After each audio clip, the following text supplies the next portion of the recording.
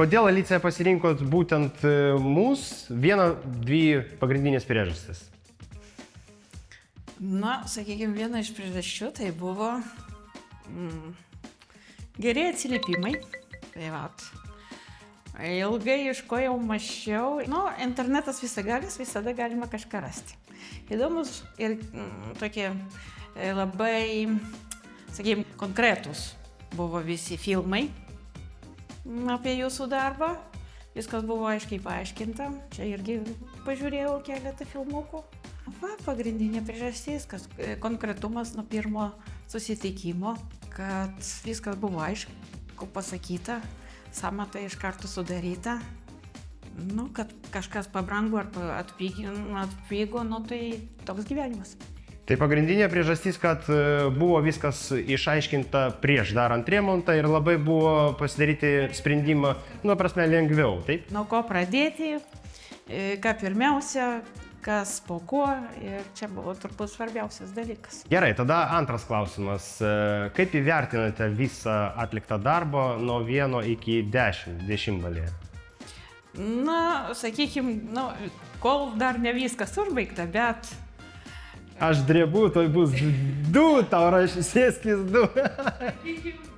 Planavau iš karto 9, nes 1 balą palieku, kad auktų motyvacija.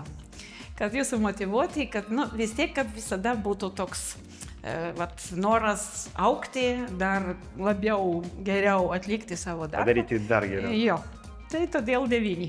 Gerai, ačiū Jums labai.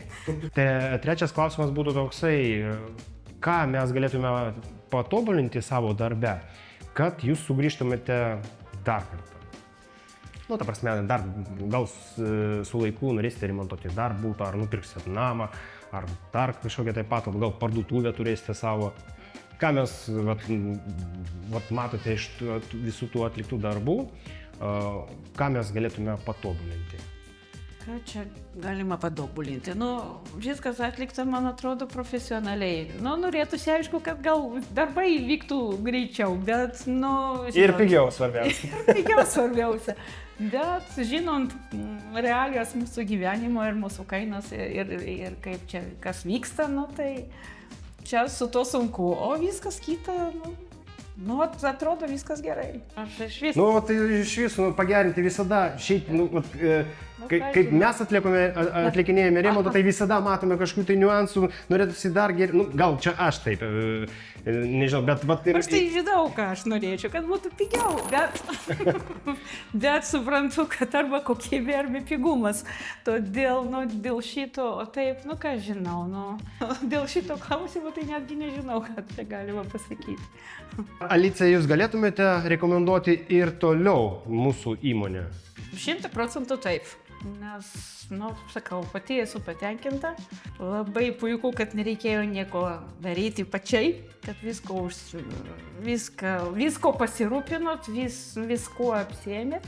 O gal toks papildomas klausimas, ar buvo lengva iš viso su to dizain projektu, kai yra techninis planas ir samata sudaryta, ar viskas buvo aiškiau, lengviau ir kitiems gal užsakovams bus į naudą, nes būna dažniausiai, kaip dažniausiai, būna žmonės renkasi ten pagal kainą, nedaleiskim, čia pigiau man pasakė, ką galėtumėte patarti iš savo patirties? Čia labai gerai, kad tai yra samata nuo pirmos, sakykime, dienos, dar prieš pradedant remontą, nes vis tiek matai realiai, ką bus padaryta, kiek tai kainuos, kad iš niekur tie skaičiai nekrenta, paskui neatsiranda kažkur, kad ten dar kažką, o žadėta buvo perpus pigiau, tai man atrodo, kad čia labai puiku ir taip kompetitinga, sakykime. Vis tiek kaina kažkiek tai pakilo, nes dažniausiai tai būna, mes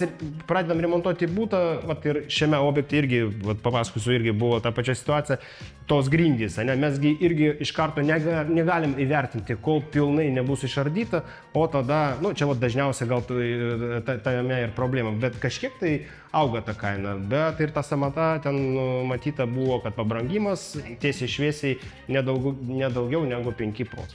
Bet viskas, kas keitėsi, tai viskas buvo iš karto pasakyta ir, ir skaičiai. Iš anksto, o ne taip. Ne, laiko bėgant, kai pasikeitė, kad grindis vis tiek reikės ardyti, tai iš karto buvo pasakyta ir skaičiai nurodyti, kiek tai pabrangs ir ko pasikeis ta suma ir dėl ko.